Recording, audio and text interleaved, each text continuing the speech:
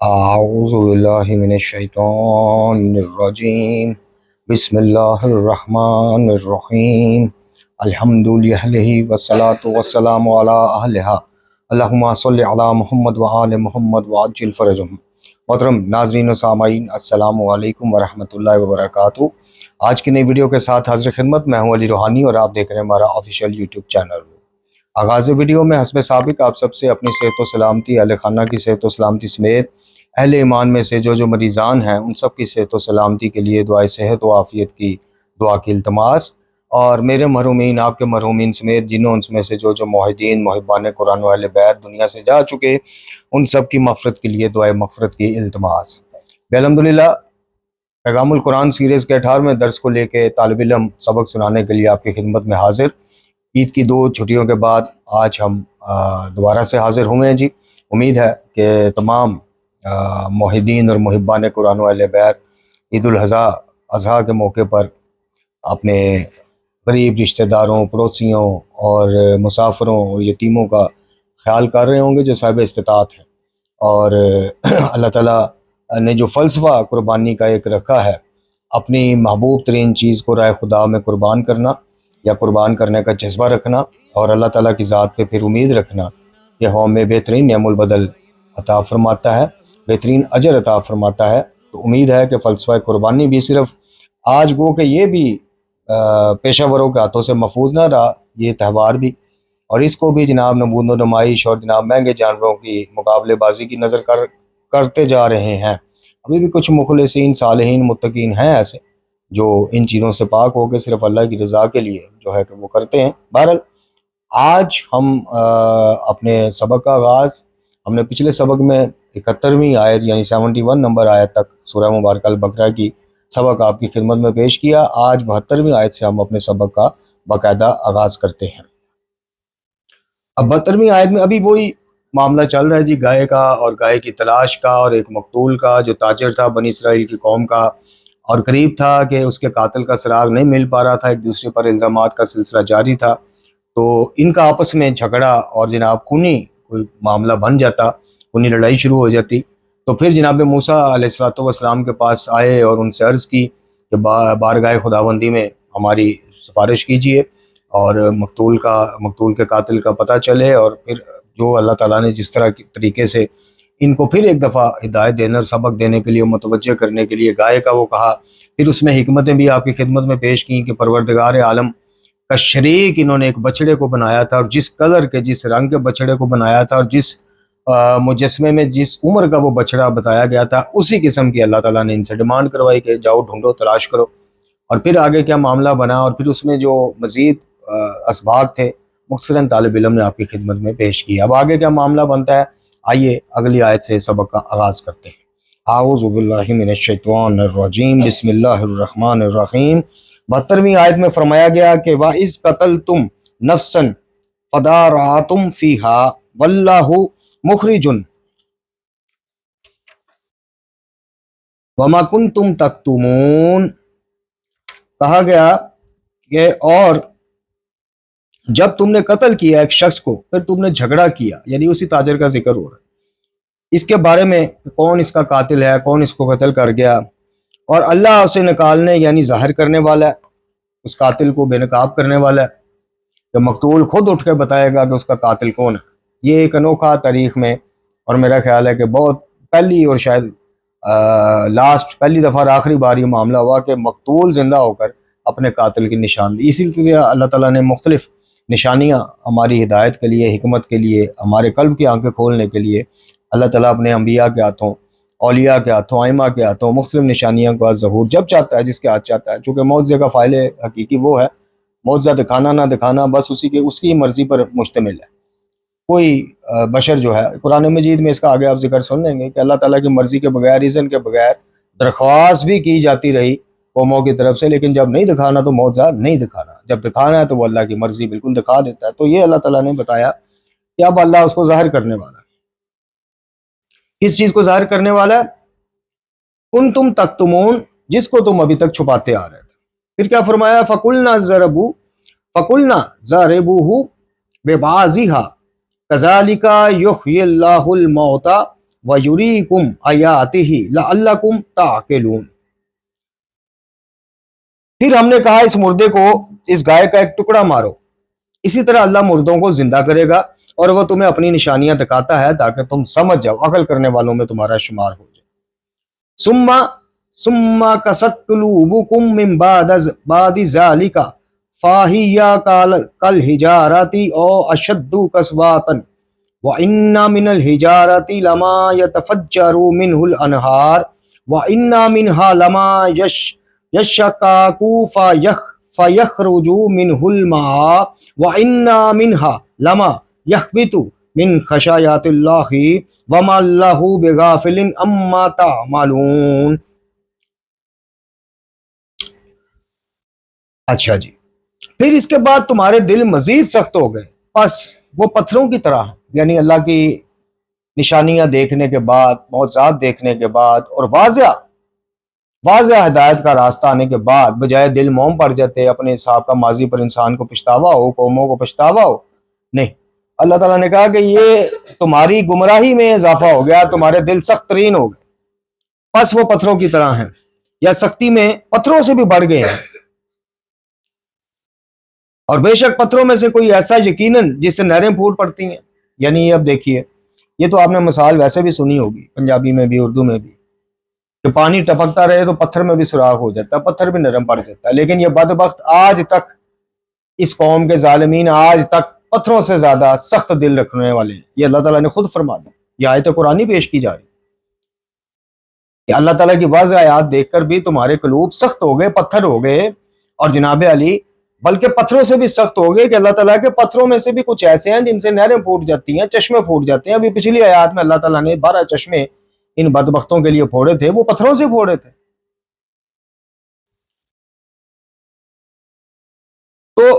بے شک ان پتھروں میں سے کوئی ایسا بھی ہے یقیناً جو پھٹ جاتا ہے تو اس سے پانی نکل آتا ہے، اور بے شک ان پتھروں میں سے کوئی ایسا بھی ہے یقیناً جو اللہ کے ڈر سے گر پڑتا ہے، اور اللہ ان کاموں سے ہرگز غافل نہیں ہے جو تم کر رہے ہو۔ یعنی کہ جو اللہ تعالیٰ کی قدرت دیکھ کر اس کا خوف محسوس کرتے ہوئے اس کی ذات کے آگے جھک جاتا ہے، گر جاتا ہے، وہ کامیاب ہے، فلاح پانے والا ہے،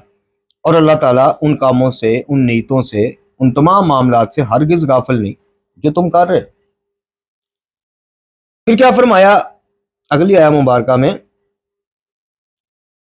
اَفَتَطْمَعُونَ أَن يُؤْمِنُوا لَكُمْ وَقَدْ كَانَ فَرِيقٌ مِّنْهُمْ يَسْمَعُونَ كَلَامَ اللَّهِ ثُمَّ يُحَرِّفُونَهُ مِن بَعْدِ مَا عَقَلُوهُ وَهُمْ يَعْلَمُونَ۔ کیا تم توقع رکھتے ہو، اَفَتَطْمَعُونَ، کیا تم ابھی بھی توقع رکھتے ہو کہ وہ تم پر ایمان لے آئیں گے، یعنی تمہارے دین پر؟ حالانکہ یقیناً ان میں سے ایک گروہ ایسا ہے جو اللہ کا کلام سنتے ہیں، پھر وہ سب بدل ڈالتے ہیں اس کے بعد کہ وہ سمجھ لیتے ہیں، جان لیتے ہیں، پہچان لیتے ہیں، اور وہ سب جانتے ہوئے بھی انجان بن جاتے ہیں، نہ جاننے والے بن جاتے ہیں۔ اللہ وہ یعلمون وہم یعلمون، کہ وہ سب جاننے والے ہیں۔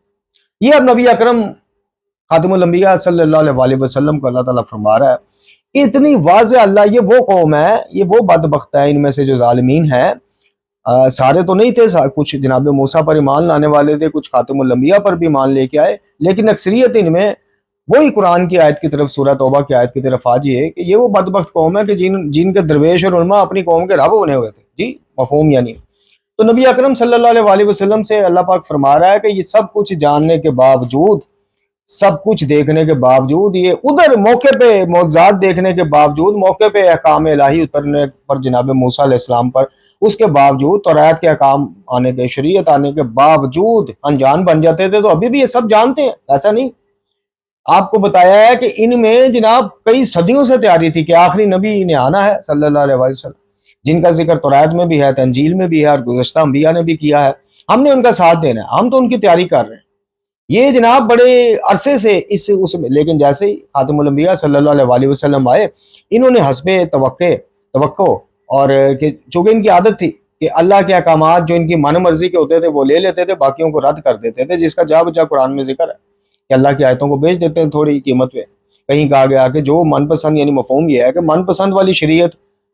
ٹھیک ہے، یعنی میٹھا میٹھا ہڑپ ہڑپتے، کڑوا کڑوا تھو تھو۔ اب انہوں نے یہاں بھی یہی کلیہ آزمایا کہ رسول اللہ صلی اللہ علیہ وآلہ وسلم نے جب اعلان نبوت فرمایا اور دعوت اسلام، دعوت ایمان پھیلی، دعوت و تبلیغ کا کام باقاعدہ شروع ہوا، ان تک بھی پہنچی دعوت۔ تو ان میں سے جناب کئی وفد کے شکلوں میں آئے، کئی انفرادی شکلوں میں آئے، کئی جناب تقیاتاً آئے، بھیز بدل کے آئے، ہے ان کے علماء میں سے تھے یا ان کے نمائندگان تھے۔ اور جب انہوں نے سوال و جواب کی صورت میں ویسے دیکھا ادھر ادھر کہ نہیں بھئی ادھر دال نہیں گلنی، اور انہوں نے پھر کہنا شروع کر دیا کہ نہیں جی سامت کا صلی اللہ علیہ وآلہ وسلم ہمیں انتظار، یہ تو وہ ہے ہی نہیں۔ انہوں نے تو دعویٰ کر دیا معاذ اللہ وہ آنے ابھی۔ اچھا یہاں پہ ایک اور میں چیز آپ کو بتاؤں، کچھ روایات میں امام مہدی اجل اللہ تعالیٰ فرد شریف کے حوالے سے، چونکہ ان کا اصل نام گرامی محمد ہے علیہ السلام، اس کی ممانعت آتی ہے۔ اس کے پیچھے ایک بڑی گہری لاجک ہے، اور وہ یہ لاجک ہے، جی ہاں یہ بھی تھوڑا سا طالب علم سے، ذرا نوجوانوں کے لیے خاص کر جی سبق سنتے جائیں اس طالب علم سے، کہ نام لینے کی ممانعت کی کچھ روایات ہیں وہ واقعتاً ہیں، وہ اس لیے ہیں کہ یہ ابھی منتظر ہیں۔ ان کو وہ جب آپ امام مہدی یا امام زمان کے علاوہ ان کے نامی سے آپ پکارنا شروع کر دیں گے، اور اللہ جانتا ہے جب بھی ان کا ظہور ہو یا برادران کے مطابق پیدا ہو جائیں، چلیں جی ہم برادران کو تو چھوڑ نہیں سکتے، ساتھ لے کر چلنا شیعہ سنی موقف، ہمارے تشیع کے مطابق ظاہر ہو جائیں تو ان کے مطابق پیدا ہو جائیں، بہرحال دونوں صورتوں میں یہ کہیں گے دیکھا جس محمد کا انتظار کیا جا رہا تھا، جس کا ذکر تورات اور انجیل میں ملتا تھا، وہ تو اب آئے ہیں۔ لو جی یہ ہے لاجک، بھی ہم نے پڑھا اپنے زمانہ طالب علمی میں اور سنا کہ یہ بھی ایک وجہ ہے وجوہات میں سے کہ نام نامی، ہم نے صرف لوگوں کو بتایا کہ ان کا ادب کا تقاضا ہے کہ نام نہ لیے، نہیں اس کے پیچھے یہ بھی وجہ ہے کہ یہ قیامت تک انہوں نے یہود سرکار نے جناب سازشیں چلنی ہے، تو ان کی سازش کا یہ بھی معاملہ شکار ہو جائے گا کہ دیکھا جی ہم نہ کہتے تھے کہ وہ محمد صلی اللہ علیہ وسلم، وہ تو ابھی آنا انہوں نے، اور ان کا لقب ابو القاسم اور ان کا بھی وہ کنیت جو ہے وہ ملتی ہے، تو دیکھو جی یہ ہون تشریف لے آئے نہیں جی۔ تو یہ بھی ایک لاجک ہے۔ خیر تو اللہ تعالیٰ نے کیا فرمایا کہ اے نبی صلی اللہ علیہ وآلہ وسلم، یہ سب کچھ جاننے کے بعد، ظاہر ہونے کے بعد بدل ڈالتے ہیں سب کچھ، اور سب کچھ جاننے کے بعد انجان بن جاتے ہیں۔ اچھا جی پھر اگلی آیت مبارکہ میں فرمایا کہ وَإِذَا لَقُوا الَّذِينَ آمَنُوا قَالُوا آمَنَّا وَإِذَا خَلَا بَعْضُهُمْ إِلَى بَعْضٍ قَالُوا أَن تُحَدِّثُونَهُم بِمَا فَتَحَ اللَّهُ عَلَيْكُمْ لِيُحَاجُّوكُم بِهِ عِندَ رَبِّكُمْ أَفَلَا تَعْقِلُونَ۔ اور جب ملتے ہیں ان لوگوں سے جو ایمان لائے، کہتے ہیں ہم بھی ایمان لائے ہیں، اور جب ان سے بعض اکیلے ہوتے ہیں بعض کے پاس یعنی آپس میں، تو کہتے ہیں کیا تم انہیں یعنی مسلمانوں کو وہ باتیں بتاتے ہو جو اللہ نے تم پر کھولی یعنی ظاہر کی ہیں، تاکہ اس کے ذریعے وہ تمہارے خلاف ہی حجتیں پیش کریں تمہارے رب کے پاس، یعنی تمہارے خلاف حجت پیش کریں تمہارے رب کے پاس، تو کیا تم سمجھتے نہیں ہو؟ پھر منافقین کا ذکر سورہ مبارکہ بقرہ میں عرض کی تھی کہ 3 گروہوں کا، اور اس گروہ کا ذرا زیادہ ذکر ہے منافقین کا، یعنی ایمان لانے والوں کا سر عام کھل کے مخالفین کا گروہ، اور ایک یہ منافقین کے جو ادھر جاتے ہیں تو ہم ایمان والے ہیں، تو ادھر آتے ہیں تو کہتے ہیں ہم تو مذاق اڑا رہے ہیں، اور پھر ایک دوسرے کو بتاتے ہیں کہ کون سی اب اس آیت مبارکہ میں وہ پس منظر بیان کیا جائے کہ جب ایک دوسرے سے میٹنگیں کرتے تھے خفیہ، تو پھر ایک دوسرے کی تنبیہ بھی کرتے تھے، یار تو یعنی سمجھانے کے لیے پنجابی میں ماحول میں بتاتا ہوں، یار تیروں قیادی لوڑ سی یہ گل اتنے کرن دی، یہ تو تیرے خلاف استعمال ہو جانی، یہ تو انہوں نے پھڑ لینی گل، اس طرح کر کے یعنی یہ اس طرح کر کے ایک دوسرے کو تنبیہ کرتے تھے، جس کا ذکر مبارک اس آیت مبارکہ میں ہوا۔ اب یہاں ایک اور معاملہ آپ کو بتاؤں محترم ناظرین و سامعین، ذرا غور سے سنیے گا، یہ بہت زیادہ درس عبرت دیتا، اور اللہ رب العزت کی حکمتیں اور اس کے فیصلوں کی طرف متوجہ کرتی بات اور واقعہ ہے۔ وہ واقعہ کیا ہے؟ اب چلیے ذرا پیچھے وہ گائے والے معاملے، یہ گائے جو ملی بڑی مشکل سے ملی، گہرے زرد رنگ کی، دیکھنے میں خوش نما، نہ اتنی بڑی اور نہ اتنی چھوٹی، درمیانی عمر کی۔ اس کا مالک جو تھا اس کا بھی ایک اپنا واقعہ ہے، جی ہاں، جو ہمیں پوری ایک تربیت فراہم کرتا ہے، درس فراہم کرتا ہے۔ اب واقعہ کیا ہے؟ سنتے جائیے ذرا۔ تاریخ کی معتبر کتابوں میں یہ واقعہ نقل ہوا، مختلف تفاسیر میں نقل ہوا، اور اس کو المرجان میں بھی نقل کیا علامہ غلام حسین عدیل صاحب نے اس واقعہ کو. اب وہ واقعہ کیا ہے سنیے. یہ جو سورہ مبارکہ بقرہ کی آیت ہے نا، یہ جو ذکر ہے، اس کے اگر پس منظر کو آپ دیکھیں نا، گائے کی کئی حکمتیں اس میں سے ایک حکمت یہ بھی ہے، یہ واقعہ بھی ہے، اور اس میں والدین کی اور اطاعت والدین یا خدمت والدین کی عظمت اور اہمیت کو بھی اجاگر کیا گیا. یہ نوجوان ذرا خاص طور پہ سنیں. یہ روایات میں ملتا ہے کہ جناب گہرے زرد رنگ کی گائے جسے دیکھ کر لوگ خوش ہو جائیں، جو درمیانی قسم کی ہو، بوڑھی ہو اور نہ ہی بچہ، یہ جو بتایا، جو نہ کاروباری ہو نہ عیبدار ہو بلکہ صاف ستھری، جس پر کسی قسم کا نہ کوئی دھبا نہ داغ، ان صفات کی حامل گائے اس نوجوان کے پاس ملی بڑی مشکل سے، جو والدین کا بڑا خدمت گزار تھا. اور کتنا خدمت گزار تھا وہ بھی سن لو نوجوانوں. ایک روایت کے مطابق ایک دفعہ اس نوجوان نے اپنی گائے کو بیچنے کا ارادہ کیا، کیونکہ اس کو اس گائے کی بڑی ہی اچھی قیمت آفر ہوئی. وہ گائے خریدار کے یعنی جس سے معاملہ طے ہوا تھا، اس کے حوالے کرنے کے لیے اپنے باڑہ جو ہے نا جہاں جانور باندھتے تھے، آج بھی گاؤں میں سسٹم ہے، اس کی طرف بڑھا. لیکن وہاں پہ چونکہ کافی جانور ہوتے ہیں تو اس کی ایک خاص حفاظت کے لیے اس زمانے میں بڑے بڑے تالے ہوتے تھے، تو وہ لگایا گیا تھا. اب ہوا کیا کہ اس تالے کی جو چابی تھی نا، وہ اس نوجوان کے والد جو بزرگ تھے وہ اپنے سرانے تکیے کے نیچے رکھ کے سوئے ہوئے. اب یہ آگے بڑھا، اس نے دیکھا کہ یہ تو ابو کے پاس، بابا کے پاس ہوتی ہے چابی. اب وہ جب بابا کے ادھر گیا تو دیکھا کہ بابا تو آرام فرما رہے، سوئے ہوئے، اور تھوڑی طبیعت بھی ناساز اور بزرگ ہیں. اب ہوا کیا، ذرا دیکھتے جائیے. یہ جو نوجوان اپنے والد کو گہری نیند سوتا دیکھا تو اس باادب اور نیک نوجوان نے اپنے والد کو نیند سے بیدار کرنا مناسب ہی نہ سمجھا، اور اپنے والد کے آرام کے اوپر اس نے وہ بڑی آفر وار دی، قربان کر نہیں پہنچا سکا ٹائم پہ. وہاں اس وقت کون سا موبائل تھے جناب، وہ پیجر تھے، واٹس ایپ تھے کہ وہ میسج کر دینا یار ابو جی اٹھ دینے تو میں لے آنا بھائی ویٹ کری، نہیں، نہ کوئی ٹیلی فون تھے، نہ کوئی جیو نیوز سے کوئی بریکنگ نیوز چل جائے کہ بھائی ہونے والے صاحب آرام فرما رہے ہیں ذرا، نہیں، کچھ بھی نہیں. تو اس نیک خوش بخت آدمی نے، اس نوجوان نے، اس نے کیا کیا، اس نے کہا نہیں یار بڑی مشکل سے ان کی اس عمر میں آنکھ لگتی ہے اور بڑی گہری نیند، نہیں یار چھڈو. اس نے وہ بھاری معاوضے کی پیشکش اپنے والد کے آرام کے اوپر وار. رب تعالیٰ کی ذات کو اس کا یہ ادب، اس کی ادا اتنی پسند آئی کہ رب تعالیٰ نے پھر شرط یہ رکھ دی اس گائے کی کہ جو پورے ایریا میں، علاقے میں، بلکہ علاقوں میں تھی ہی اس نوجوان کی. یہ ہے رب کی حکمت ہے. پنجابی میں کہتے ہیں تیریاں تو ہی جانے، واقعی صحیح کہتے ہیں. اب ہوا کیا پھر،